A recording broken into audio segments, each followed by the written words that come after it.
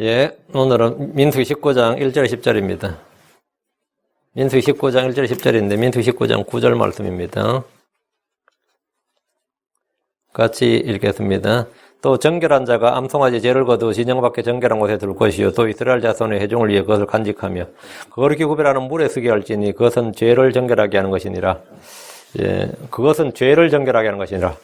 거룩한 물, 암송아지의 죄를 거룩한 물로 해서 그것이 죄를 정결하게 한다. 죄는, 우리가 알기로는 죄는 피로서만 정결케 되잖아요. 근데 지금 구약에서 피가 아닌, 그 죄를 정결하게 하는 게 피가 아닌 다른 뭐가 하나 나왔어요. 이게 지금 붉은 암송아지의 죄로 만든 거룩한 물이란 겁니다. 이 거룩한 물은 신약 성경에서는 이제 예수 그리스도의 피가 우리 죄를 제거하는데 그 외에 한 개 더 있죠. 내 말로, 말씀의 물로 교회를 씻어. 이런 게 있죠. 중생의 새롭게 함, 성령의 새롭게 하신가 중생의 씻음. 이런 게 나오는데 바로 이 말씀의 물에 해당됩니다. 말씀의 물, 중생의 씻음에 해당되는 게 바로 이 암송아지의 죄와 그 물에 해당되는 겁니다. 그래서 그걸 미리 예표하는 중요한 진리입니다. 예. 오늘 공부할 본문은 구약의 정결법 중에서 가장 유명한 말씀 중에 하나고, 저도 이 교회에서 이 미국 와서 이거 딱 2번 설교했어요. 근데 여기 있는 분 한 번도 못 들었을 겁니다. 2008년에 2008년에 한 번 했더라고요. 제가 찾아보니까 붉은 암송아지와 죄 해가지고 한 번은 붉은 암송아지라는 제목으로 설교를 했고 한 번은 붉은 암송아지와 죄 이런 제목으로 설교를 했더라고요. 근데 원고를 제가 잘 못 찾겠더라고요. 어쨌든 유튜브는 안 올렸고 그 당시에는요. 하여튼 제가 설교한 기억이 있습니다. 오늘 공부를 보면은 이 구약의 정결법 중에 가장 유명한 말씀인데, 율법에 따르면 사람의 죄는 피로서 정결하게 됩니다. 뭐 틀림없죠. 히브리서 9장 21의 유명한 말씀. 율법에 따라 거의 모든 것이 피로서 깨끗하게 되나니 피 흘림이 없은즉 사민이 없느니라. 피로서 깨끗하게 된다. 그리고 피 흘림이 없이는 사민이 없다. 이건 뭐 크리스천들에게는 뭐 기본 중에 기본이죠. 죄의 삭은 죽음입니다. 욕심 잉태하여 죄를 낳고 죄가 완료되면 사망을 낳습니다. 사람의 불법과 더러움과 죄를 씻고 제거하는 유일한 치료제가 피입니다. 레위기 17장 11절에 이는 육체의 생명이 피에 있기 때문이니라. 내가 피를 너에게 주어 제단 위에 뿌려 너희 혼을 위해 속죄하게 하나니 피가 혼을 위해 속죄하느니라. 피가 혼을 위해 속죄하느니라. 피밖에 없죠. 우리 그 찬송가도 예수의 피밖에 없네 그런 거 부르잖아요. 피밖에 없다 이렇게. 몸의 더러움은 물이나 비누나 소다로 씻지만 혼의 더러움, 죄는 피로서만 정결하게 됩니다. 그러나 짐승의 피로 사람의 죄를 제거하는 것은 불가능합니다. 히브리서 10장 4절에 황소와 염소의 피가 죄들을 제거하는 것은 불가능하니라. 그러니까 종교나 학문이나 기술이나 교육이나 예술이나 그 어떤 것도 사람의 죄를 깨끗하게 할 수는 없습니다. 그럼 사람의 마음과 생각과 양심과 혼을 깨끗하게 씻어주고 우리의 죄와 불법을 완전히 제거해 주는 게 뭡니까? 그 예수 그리스도의 피입니다. 첫 번째 예수 그리스도의 피고, 두 번째가 주 안의 말씀이고, 세 번째가 성령님의 새롭게 하심이. 이제 우리 디도 3장 5절에 보면 성령님의 새롭게 하심과 중생의 씻음이 나오죠. washing of the regeneration 이런 말이 나온단 말이죠. 우리 주 예수님의 피는 우리의 죄를 제거해 줍니다. 그분은 세상 죄를 제거하신 하나님의 어린 양이십니다.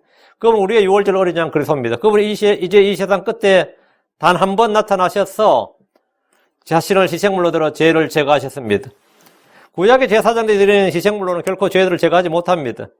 히브리서 10장 11절에 제사장마다 날마다 서서 섬기며 자주 같은 희생물을 드리되 그것들은 결코 죄들을 제거하지 못하느니라. 구약에서 드리는 희생물들은 죄를 제거하지 못한다.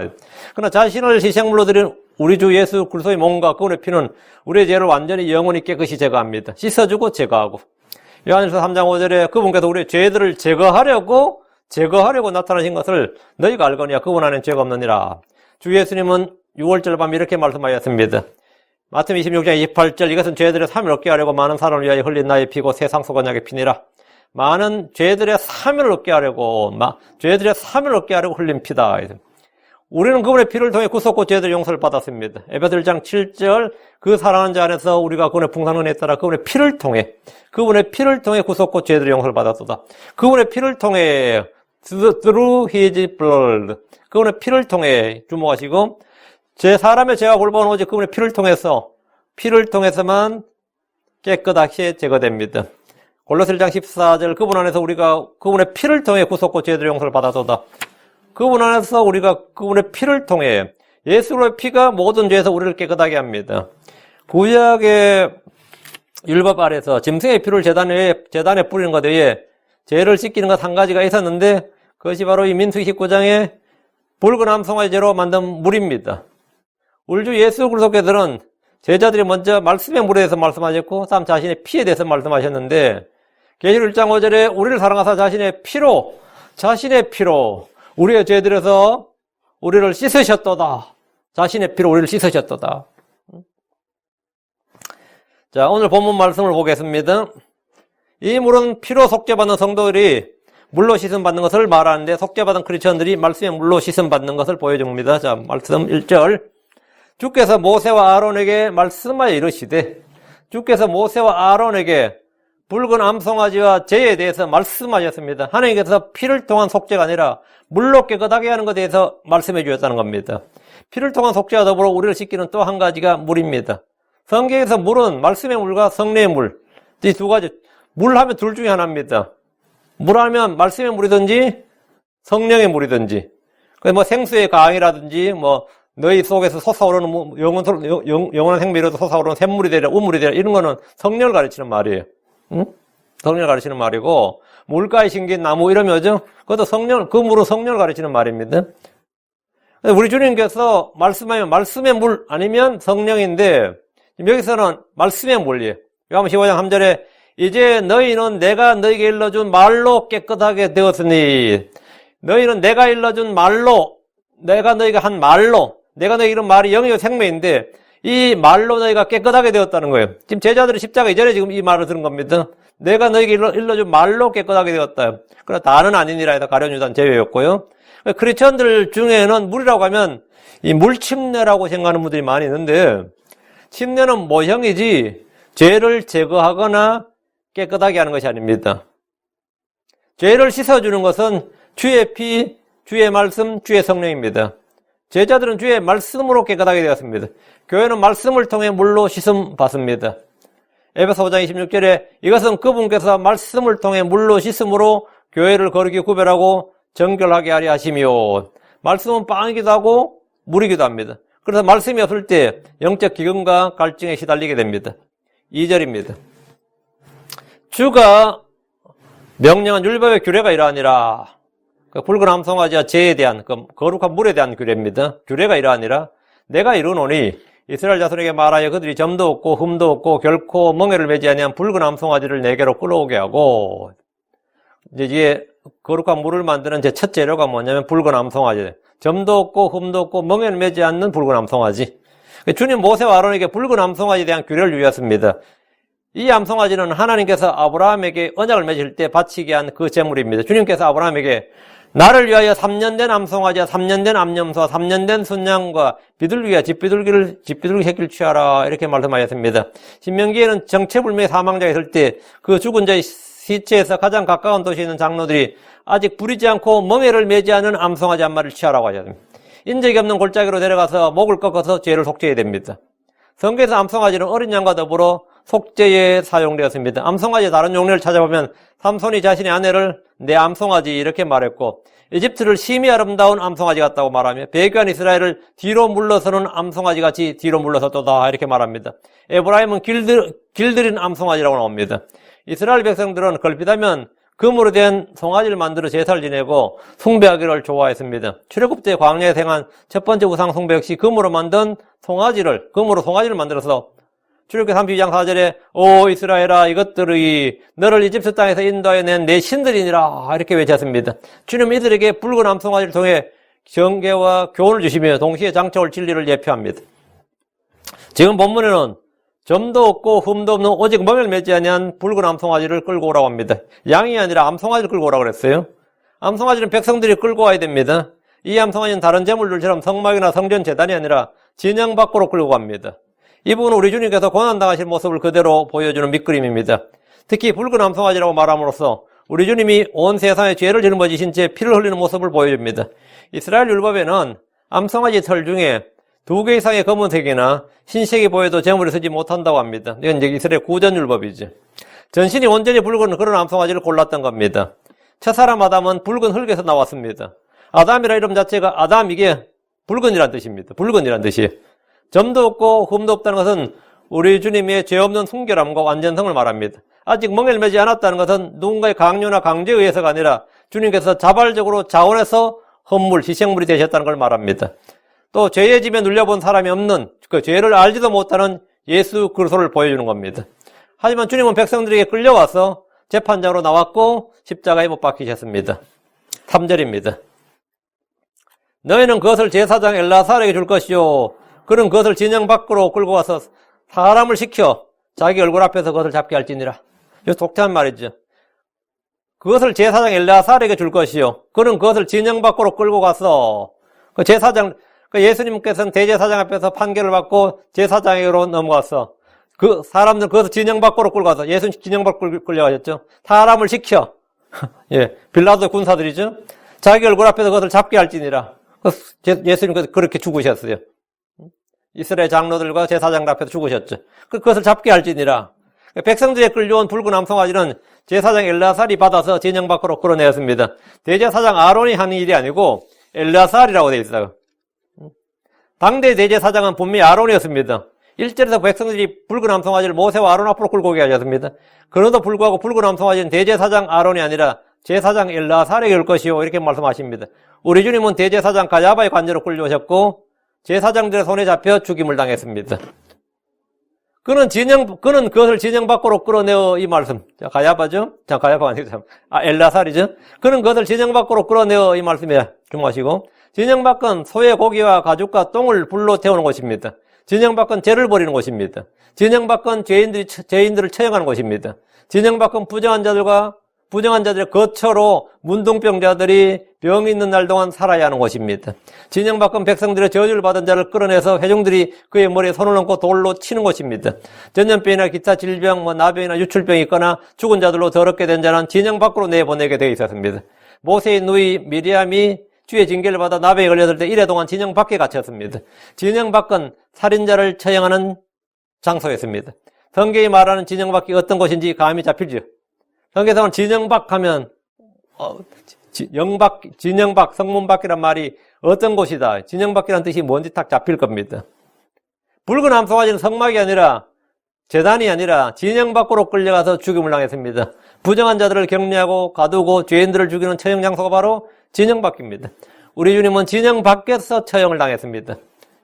히브리서 13장 12, 13절. 그러므로 예수님께서도 자기 자신의 피로 백성을 거룩히 구별하시려고 성문 밖에서 고난을 당하셨느니라. 그런즉 우리가 그분의 수치를 짊어지고 진영 밖에 계신 그분께로 나가자. 여러분, 성문 밖에서 진영 밖에, 성문 밖에서 고난을 당하셨느니라. 진영 밖에 계신 그분, 흠도 없고 점도 없는 붉은 암송아지가 진영 밖으로 끌려가듯이 죄 없으신 주님께서 죄를 짊어지시고 유대인들 가운데서 죄인들을 처형했던 헤골이라는 곳에 끌려가서, 골고다, 갈보리라는 곳에 끌려가서 죽임을 당하셨습니다. 4절입니다.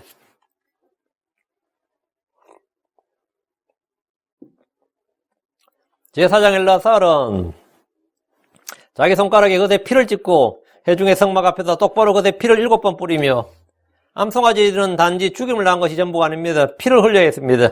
진영 밖으로 끌려서 죽임을 당했지만 그 피는 회중의 성막 앞을 향해 뿌려졌습니다.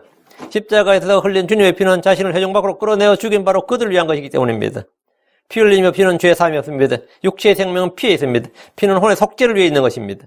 붉은 암송아지의 피가 회중의 성막 앞을 향해 뿌려진 것은 백성의 속죄를 위한 것입니다. 그 피를 7번 뿌린 것은 이 일이 주님이 행하신 일임을 드러냅니다. 주님은 언제나 7으로 일하십니다. 사람들은 10진법을 씁니다. 10은 이방인의 수고 세상의 수입니다. 주님은 7진법을 씁니다. 성경은 언제나 7입니다. 회중의 성막 앞을 향해 이 말씀에 주목하시고, 회중의 성막에 누가 가고 계십니까? 예, 주 하나님이 계십니다. 주 하나님이 계신다고. 그 백성들 앞에 뿌린 게 아니라 주 앞에서 회중의 성막 앞을 향해서 주님 앞에 뿌린 거. 그 예수의 피는 하나님께 드려지는 거죠. 예수의 피는, 예수 그리스도의 피는 주 하나님께 드려진다. 피는 언제나 주님께 드려지는 것이고 주 하나님이 보시는 겁니다. 우리 주님이 흘린 피는 주 하나님께 드려진 겁니다. 자, 출애굽의 6월절 밤에 6월절 어린 양의 피는 누가 봤어요? 문 밖에 문설주에 피가 칠해졌는데 그것은 주님이 보시는 것이지 내가 그것을 볼 때이지 방 안에 있는 사람들은 못 보죠. 당연히 피는 방 안에 있는 사람들이 보는 게 아닙니다. 피는 주님이 보는 거예요. 회중의 성막 앞을 향해, 성막은 누가 계시나? 주님이 계신다고. 주님 앞을 주님께 드려진 거다. 갈보리 십자가에서 흘린 피 역시 마찬가지입니다. 히브리서 9장 4절에 하물며 영원하신 성령님을 통해 자신을 점없이 하나님께 드린 그리스도의 피가, 여러분, 자신을 점없이 누구에게 드렸다고? 제사장에게 아닙니다. 백성들에게 아니에요. 세상을 아닙니다. 하나님에게 드린, 자신을 점없이 하나님께 드린 그리스도의 피가, 하나님께 드린 그리스도의 피, 예수의 피는 하나님께 드리셨습니다. 하나님께 드린 그리스도의 피가 어찌 죽은 행위로부터 너 양심을 깨끗하게 하며 살아계신 하나님을 섬기게 하지 못하겠느냐?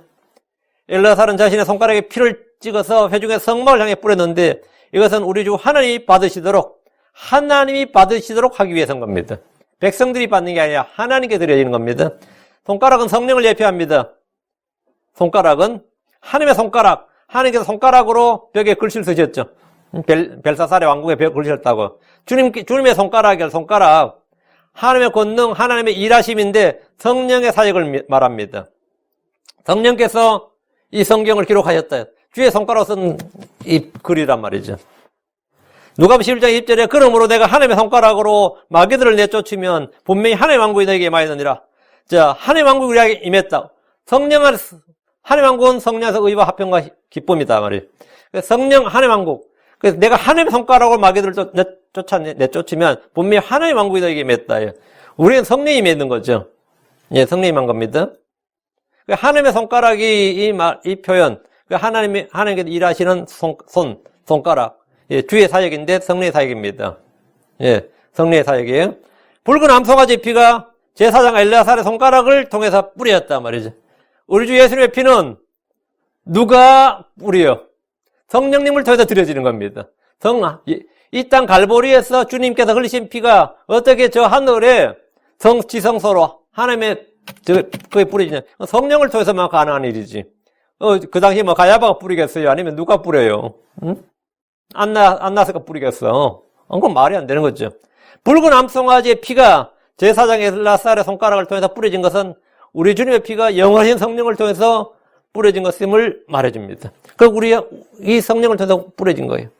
5절입니다. 그게 핏뿌림이라는 거예요. 핏뿌림. 다시 5절.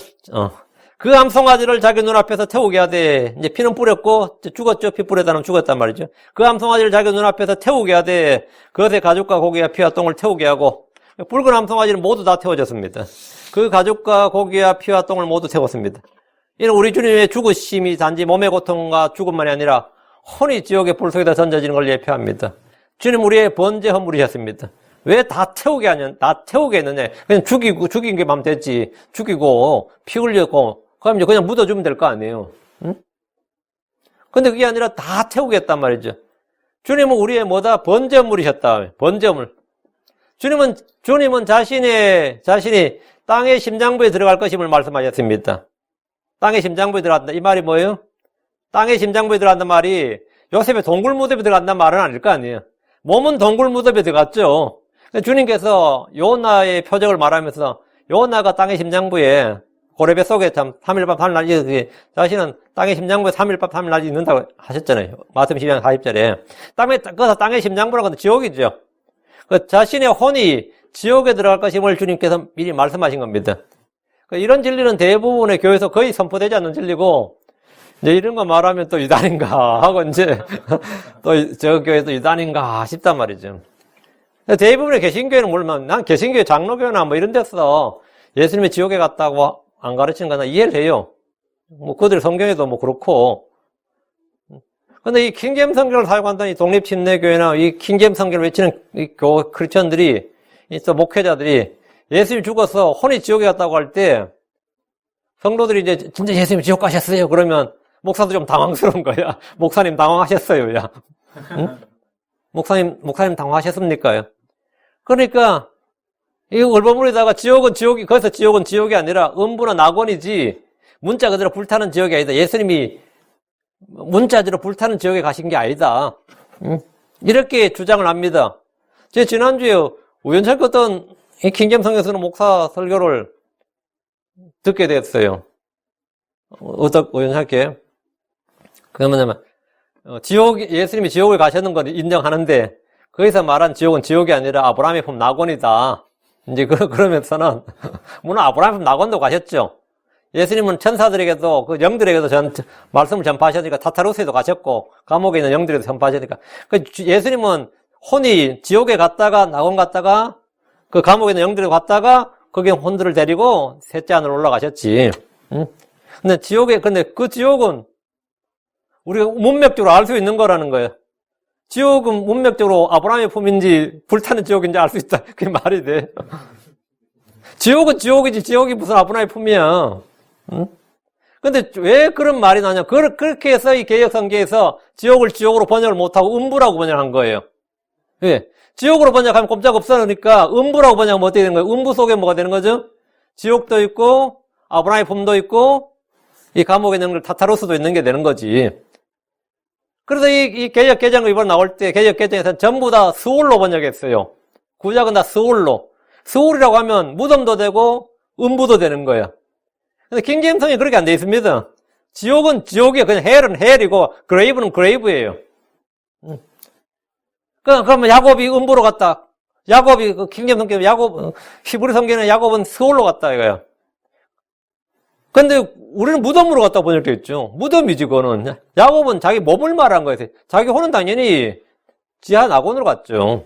다윗도 마찬가지고 몸은 무덤으로. 그게 스올입니다. 몸은 무덤으로. 이건 이번 주에 제가 주일날 한번 설교할게요. 이게 너무 기니까. 예. 지옥은 음부나 낙원이지 문자 그대로 불타는 지옥에다. 이거는 안식교 교리고 여호와적인 교리예요. 주 예수님의 고난은 십자가에서 몸의 죽음으로 끝난 것이 아니고 그분의 혼이 지옥의 불 속에서 고통을 받으셨다고 믿는 게 너무 어려운 거예요. 주 예수님의 혼이 지옥에서 지옥 불 속으로 던져진 것을 아예 알지 못해서 못 믿는 건 골다치고 들어도 믿지 않으려는 겁니다. 우리 주님은 우리의 죄를 짊어지시고 그 죄를 어디다 처리합니까? 우리 짊어지고 가셨으면 바로 지옥에다 던지는 겁니다. 지옥에 내려놓으신 겁니다. 베드로는 백성들 앞에서 그리스도의 죽음과 부활을 선포할 때 이렇게 말했습니다. 사도행전 2장 27절에 이는 주께서 내 혼을 지옥에 버려두지 아니하시며 주의 거룩한 자로 하여금 썩을 보지 아니하게 하실 것임이니라. 주께서 내 혼을 지옥에 버려두지 아니하시며 이 말은 뭐죠? 지옥에서 낙원 옮기신 거죠. 지옥에 버려두시면 주님께서 우리의 죄를 짊어지고 지옥에 버려두시면 큰일 나죠. 주님께서는 사망과 지옥의 열쇠를 갖고 있기 때문에 사망에서는 부활하시고 지옥에서는 당연히 옮겨주신 거죠. 주 예수님은 우리의 죄를 자신의 몸으로 담당하셨고 저주를 담당하셨을 뿐 아니라 친히 죄가 되셨고 저주가 되셨습니다. 그분은 우리의 죄로 인해 몸의 고통, 육체적 죽음만 담당한 것이 아니라 혼의 고통을 모두 담당하셨습니다. 요즘은 가짜가 진짜 생생하고 진짜를 말하면 가짜처럼 되는 시대라서 제가 어떻게 진리를 선포하면 오히려 가짜 소리 들지 모르겠다는 생각이 들어. 그건 내 개의치 않습니다. 주님이 받으신 고난은 만약 주님께서 십자가에서 고통을 다 끝이었다면 말이죠. 모든 사람 지옥 갈 사람 없습니다. 죽음으로 다 끝나야 돼요. 그 죽음만 대속하는 거니까. 육체적 죽음만 대속하는 거니까. 그건 말도 안 되는 소리죠. 주님이 받으신 고난은 붉은 암송아지가 완전히 다 태워지듯이 그러니까 주님께서 붉은 암송아지 완전히 다 태워졌다요. 그건 뭐냐면 왜 주님께서 사람들 본 앞에다 그걸 다 태우게 했느냐 이거. 그리고 왜 제단에서 모든 그 재물들을 매일 다 태우게 했어요. 그건 바로 지옥의 불꽃을 말하는 겁니다. 지옥의 불꽃을. 모든 혼들이 이렇게 불탄다는 걸 말하는 거예요.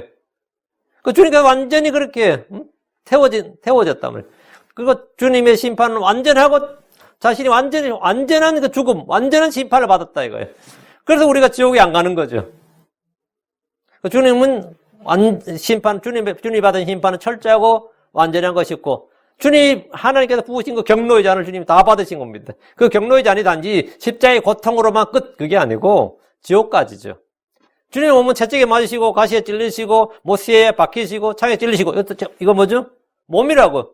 온몸에서 물과 피를 다 쏟으셨습니다.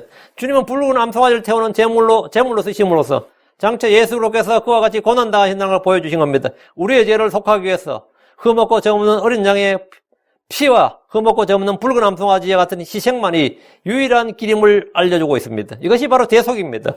어린 양이나 붉은 암송아지는 죄를 대신하는 대속물이었습니다.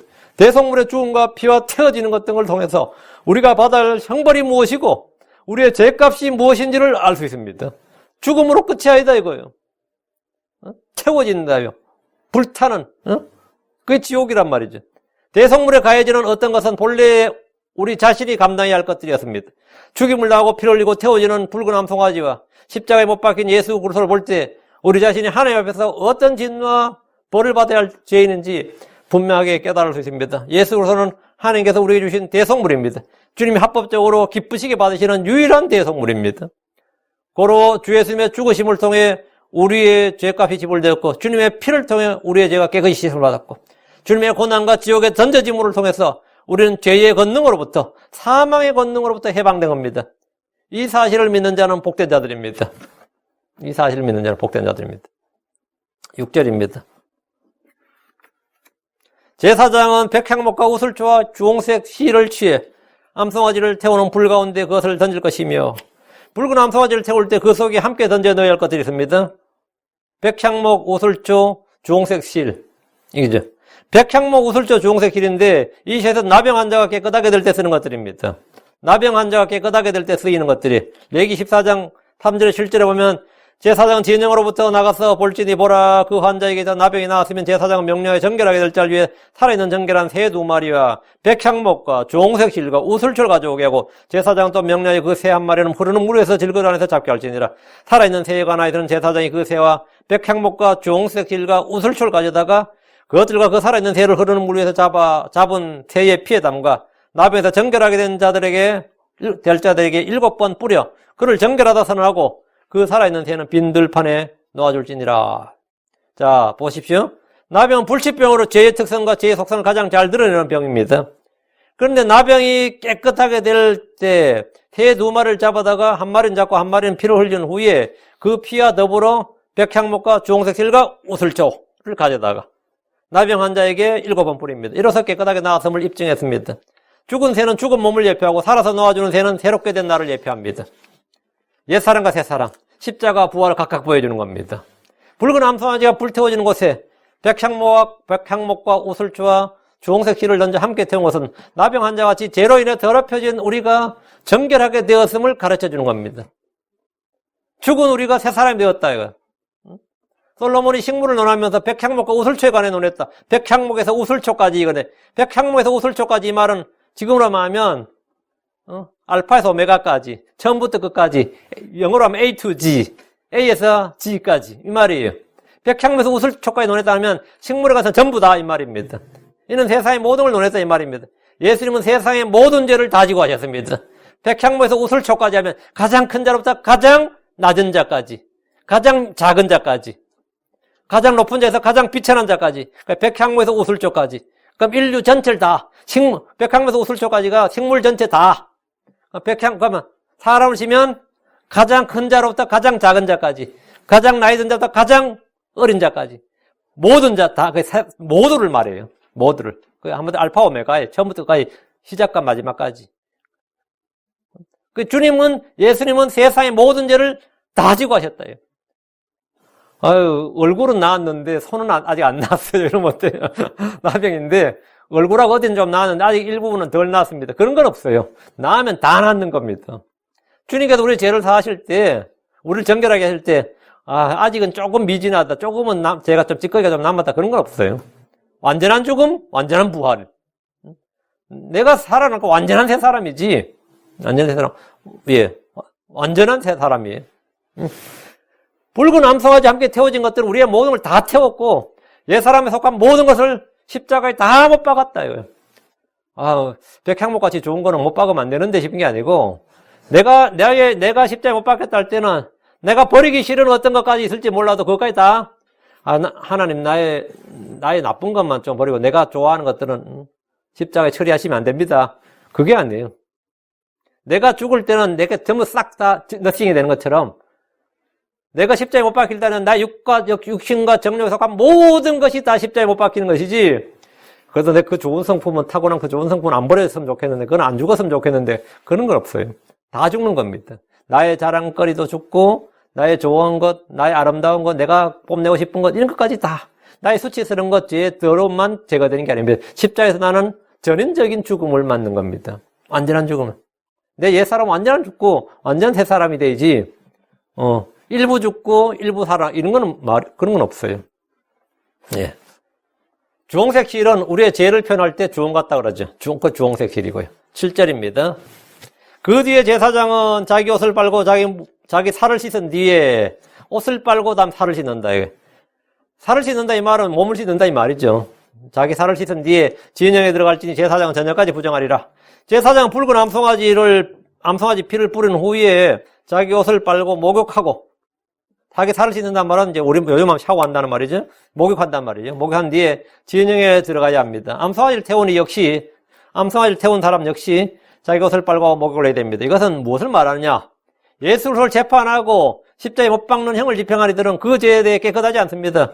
그들은 자신들이 못 박았던 예수로서 자신들이 모욕하고 침을 뱉고 조롱하고 때리고 옷을 나누고 제비를 뽑고 기타 등등 갖가지 일을 다 했습니다. 그들은 알지 못했다고 할지라도 무죄하지 않았습니다. 붉은 암송아지를 죽이고 피를 흘리고 태우는 일을 한 후에 그들이 부정했듯이 우리 주님을 못 박았던 제사장들과 장로들과 가는들은 결코 깨끗할 수가 없습니다. 그들은 옷을 빨고 목욕을 해야 됩니다. 거기에 dom장에 또 외쳤던 사람 다 마찬가지입니다. 8절. 그것을 태우는 자는 자기 옷을 물로 빨고 물로 자기 살을 씻을 것이요 저녁까지 부정하리라. 주의 명령, 주의 뜻에 따라 그들은 붉은 암송아지에 관한 규례를 실행했지만 그들은 부정했습니다. 주님께서 하라고 시켜서 한 일인데, 주님의 명령으로 한 일인데, 안 그래요? 이게 거룩한 일을 했다고 생각해야 되잖아요. 주님이 암송아지 잡아다 이렇게 하라고 해서 주님의 명령에 순종해서 내가 한 일 아니에요, 지금 이게. 그런데 그들이 부정하다는 저녁까지 부정하리라 하잖아요. 붉은 암송아지를 태우는 자는 자기 옷을 물로 빨고 물로 자기 살을 씻습니다. 그들은 저녁까지 부정했습니다. 9절. 또 정결한 자가 암송아지의 죄를 거두어 진영 밖에 정결한 곳에 둘 것이요 또 이스라엘 자손 회중을 위해 그것을 간직하여 거룩히 구분하는 물에 쓰게 할지니 그것은 죄를 정결하게 하는 것이니라. 이 부분이 다른 모든 희생자와 구분되는 겁니다. 태워버린 암송아지 죄를 거두라는 겁니다. 죄를 버리기 위한 용도가 아니에요. 다른 희생물은 죄를 버리기 위한 것이죠. 진영 밖에다가. 태워버린 암송아지 죄를 거두어야 됩니다. 그 죄를 진영 밖에 정결한 곳에 보관하라는 거예요. 이 죄를 간직해서 이스라엘 자손을 위해서 거룩히 구분하는 물에 쓰게 하라고 하셨습니다. 이전에 지은 죄는 붉은 암송아지를 태울 때 다 해결되었습니다. 백향목과 우슬주와 중석실을 던져 넣으면서 모두 다 태워버렸어요. 그럼 우리 육신 옛사람 다 끝난 거죠. 다 타버렸다면 죽고 타버렸나 끝난 거 아니에요. 근데 주님은 태운 것으로 모든 것이 끝나지 않았다. 이거. 정결케 된 성도, 거룩하게 된 성도, 의롭게 된 성도를 위해서 주님은 따로 준비한 것들이 있다 이거예요. 태워버린 죄를 간직해서 정결하게 하는 물로 쓰라는 겁니다. 주님은 우리가 이 땅에서 구원받은 후에 짓게 될 죄와 허물을 잘 아십니다. 암송아지의 잿물은 구원 그 이후의 죄를 처리하기 위한 것입니다. 구원 이후에 우리가 짓는 죄와 더러움, 부정함, 불결함 이런 거죠. 우리 주님은 제자를 향해서 이제는 너희가 내가 일러준 말로 깨끗하게 되었으니 이렇게 하셔서 깨끗하게 되었대요. 그럼 더 이상은 목욕할 필요도 없고 씻을 필요도 없느냐? 그렇지 않다 이거죠. 주님 우리를 이미 깨끗한 자고 목욕한 자로 하셨습니다. 그러나 그것이 전부는 아닙니다. 요한복음 13장 10절 예수님께서 그에게 이르시되 이미 목욕한 자는 온몸이 깨끗하니 발밖에 씻을 필요가 없느니라. 목욕한 사람이 또 온몸 씻진 않겠죠. 목욕했으니까 발밖에 씻을 필요가 없다. 목욕을 한 자, 온몸이 깨끗하던 자라 할지라도 발을 씻어야 된다는 거예요. 근데 발을 누가 씻겠습니까? 제자들의 발을 누가 씻겠어요? 목욕을 한 자, 온몸이 깨끗한 자라도 발을 씻어야 되는데 발을 씻겨주신 분은 주님 자신입니다. 온몸을 목욕시켜주신 분도 주님이고 우리의 발을 씻겨주신 분도 주님이다 이거예요. 우리의 몸을 씻겨주신 분과 우리의 발을 씻겨주신 분이 동일한데 붉은 암송아지가 과거의 죄뿐 아니라 미래의 죄를 위해서도 죄를 남겼듯이 우리 주님은 자신의 희생을 통해 우리의 과거의 죄를 해결하실 뿐 아니라 구원 그 이후의 죄들을 씻을 수 있는 무언가를 준비하셨어요. 그것이 바로 말씀의 물과 성령님의 새롭게 하심입니다. 우리에게는 죄를 위한 또 다른 희생물이 필요한 것이 아닙니다. 그건 더 이상 필요 없습니다. 우리에게는 또 다른 희생물이 필요치 않습니다. 예수의 피와 죽음은 과거, 현재, 미래 모든 죄에 대한 완전한 해결책입니다. 주님은 친히 제자들의 발을 씻겨주셨는데 베드로가 절대로 내 발을 씻지 못하시리이다 이랬어요. 이거 예의 문제죠. 이 동양인들에게는 스승이 자기 발을 씻겨준다는 게 말이 안 되잖아요. 절대로 내 발을 씻지 못하시리이다 했는데 거부했어요. 그때 주님은 베드로에게 내가 너를 씻어주지 아니하면 내가 나와 아무 상관이 없느니라. 누가 씻어줍니까? 주님 자신입니다. 예수 그리스도께서 우리를 씻겨주시지 않는다면 우리는 주님과 아무 상관이 없습니다. 주님은 누구십니까? 주님은 우리를 위해서 진영 밖에서 죽은 붉은 암송아지가 되십니다. 주님은 피가 뿌려진 붉은 암송아지입니다. 주님은 불태워진 붉은 암송아지. 주님은 붉은 암송아지 제가 되셨습니다. 붉은 암송아지는 진영 밖에서 죽었다. 그 죽음이죠. 죽으면서 피를 흘렸다면 피가 뿌려졌다 말이죠. 그리고 태워졌다 이거. 다음엔 태워짐으로써 끝이 아니라 죄를 남겼지. 이 네 가지. 그러니까 주님은 우리를 위해 피를 흘리셨을 뿐만 아니라 우리를 위해서 제물이 되셨습니다. 주님 그 죽음이 있어서 죄가 있어야지 뭐가 있는 거죠? 거룩한 물이 나올 수 있는 거예요. 예수 그리스도의 죽으심이 없으면 성령님의 오심도 없고 말씀의 물도 없는 겁니다. 그래서 언제든지 우리의 발을 주님이 씻어주신 겁니다. 우리의 부정과 불법과 허물을 주님은 깨끗이 씻어주십니다. 잿물은 붉은 암송아지 온전한 희생과 죽음의 결과이듯이 우리의 죄를 깨끗하게 하는 주님의 피, 말씀의 물, 성령님의 새롭게 하심은 주님의 온전한 희생을 선포하는 것입니다. 그 희생의 결과예요. 성경 말합니다. 예수의 피가 우리를 모든 죄에서 깨끗하게 한다고 합니다. 동시에 우리가 죄를 시인하고 자백하면 주님께서 우리를 뭐한다? 깨끗하게 하신다고 합니다. 그 요한일서 1장 9절이에요. 만일 우리가 우리의 죄를 자백하면 우리는 죄 없는 완전한 생활을 영위할 수 없습니다. 죄의 몸된 육신을 입고 있기 때문입니다. 악한 현 세상에 살고 있기 때문입니다. 우리는 이미 주님의 대속으로 단번에 영원히 의롭고 거룩하게 되었습니다. 하지만 지금도 우리는 날마다 자신을 성찰하고 주님의 말씀으로 씻음받고 자백하고 회개해야 됩니다. 붉은 암송아지의 잿물로 자기를 씻는 사람은 이미 붉은 암송아지를 통해서 나의 죄를 위한 희생이 완전하게 치러졌다는 걸 압니다. 그 사실을 우리는 믿습니다. 이와 같이 우리가 그리스도의 복음으로 돌아갈 때마다 우리의 죄를 위하여 피 흘리신 주 예수님을 보게 됩니다. 이 물이 어떤 물인지를 그 물을 뿌림받은 사람은 다 알아요. 붉은 암송아지가 죽고 피 흘리고 불태워져서 완전히 태워져서 생긴 그 죄로 인한 물이라는 건 다 안단 말이죠. 우리가 이 말씀을 읽을 때나 성령님을 충만하게 될 때 우리는 언제나 뭘 하게 된다고? 주 예수님의 죽으심과 그분의 피 흘림과 완전한 희생이 된 걸 다 안다 이 말입니다. 16절 17절. 자, 16절 17절 보면 이건 다음 시간 할 겁니다. 부정한 자들이 잿물이 어떻게 사용되는지 그 예가 나오는데 이 잿물로 자신을 정결하게 하지 않는 자들이 어떻게 되느냐면 20절. 그러나 부정한 사람이 자기를 정결하게 하지 아니하면 주의 성소를 더럽힌 것이니 그러므로 그 혼은 회중 가운데서 끊어질 것이니라. 그가 거룩히 구분하는 물을 자기에게 뿌리지 아니하여 부정하니라. 구원받은 성도들이 죄를 자백하고 회개하지 않을 때 그는 더 이상 성도로서 능력 있는 삶을 살 수 없습니다. 성령의 기쁨이나 즐거움이나 구원의 기쁨을 전혀 알 수 없습니다. 주님을 섬기는 능력을 얻을 수가 없습니다. 죄를 이기는 능력이나 시험을 감당할 수 없습니다. 마귀를 대적할 수도 없습니다. 세상을 이길 수도 없습니다. 이름만 크리스천이에요. 성경 구원받은 크리스천들이 엄정하게 경고를 합니다. 고린도전 3장 17절 누구든지 하나님의 성전을 더럽히면 하나님께서 그를 멸하시리니 이는 하나님의 성전이 거룩하면 너희가 곧 그 성전이기 때문이니라. 육신대로 살면 죽을 것이로되 이 모두 다 동일한 경고입니다. 같은 이 레벨에 있어요. 구원받은 후에 거룩한 삶을 살지 못하고 있다면 정결하게 하는 잿물을 사용해야 됩니다. 교리적으로 이 구절을 적용하면 대환란 때 회개하는 유대인들에게 해당됩니다. 그날에 죄와 더러움을 씻기 위한 셈이 다윗의 집과 예루살렘의 거주민들을 위해서 열린다 했습니다. 스가랴 13장 1절 2절에 만군의 주가 말하노라 그날에 내가 그 우상들의 이름들을 이 땅에서 끊어 기억하지도 못하게 하며 또 대언자들과 부자한 영을 이 땅에서 사라지게 하리라. 주님도 완전히 사라지게 한다. 깨끗하게 한다 이거죠. 이스라엘을 씻어주는 셈이 열립니다. 따로 보관해둔 잿물이 있듯이 이들의 더러움을 씻어줄 셈이 열린다. 이걸 다윗의 셈이 열린다 그래요. 성들 역시 마찬가지입니다. 우리의 죄를 위해서 피 흘리신 주님, 그 혼이 지옥의 고통 속에 던져주신 주님께서 우리의 발을 씻어주십니다.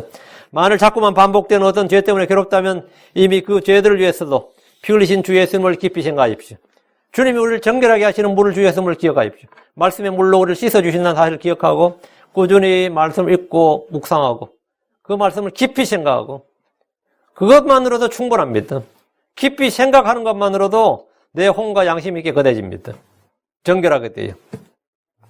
10절입니다. 그 말씀의 위력입니다.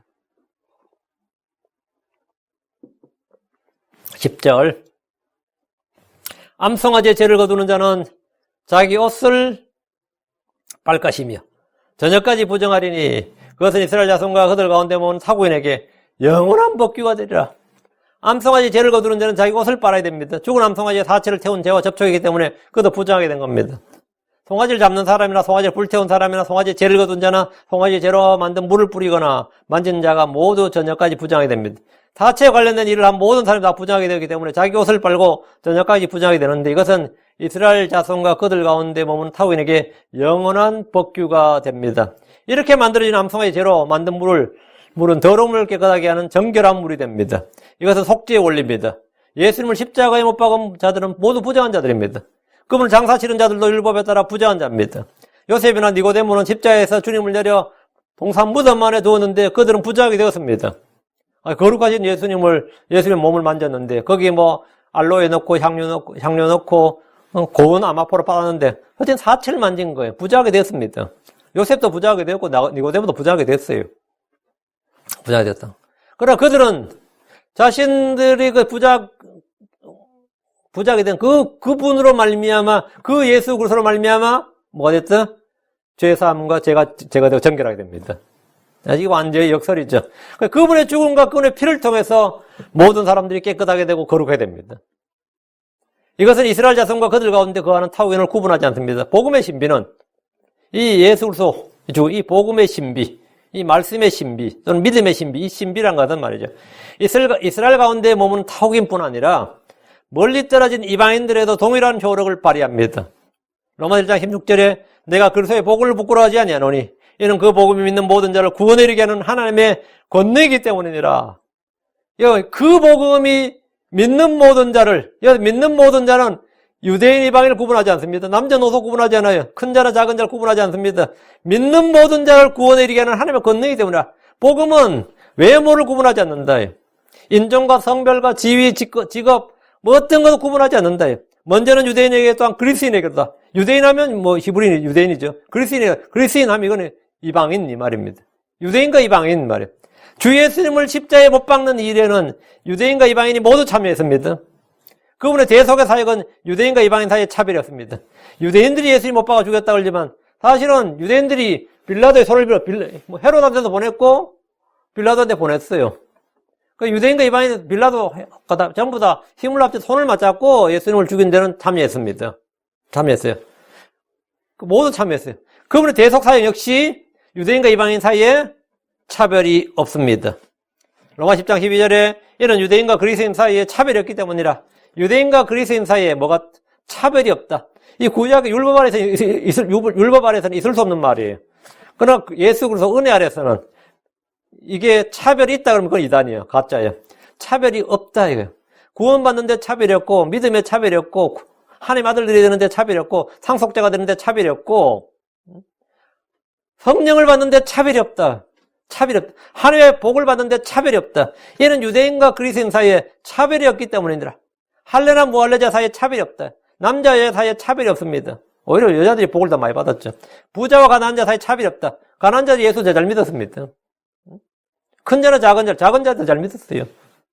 모든 사람에게 계신 같은 주께서 자신을 부르는 모든 사람에게 부여하는 이어서 모든 사람에게 유대인과 그리스인 모든 사람 외모의 구분 없이 이 땅에 있는 모든 사람에게 주님은 부여하다며 주께서 자신을 부르는 모든 사람에게 부여하시나니 하나님의 복을 믿는 자들을 모두 정결하게 하셨고 아무런 차별도 차이도 두지 않으셨습니다.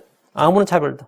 이게 바로 뭐냐면 불거남송아지와 그 죄에 관한 이 교리, 이 율법이 우리에게 주는 바입니다. 우리에게 가르치는 바인데 내일 다음 시간에 좀 더 구체적으로 11절부터 22절까지 하겠습니다. 예. 기도합시다.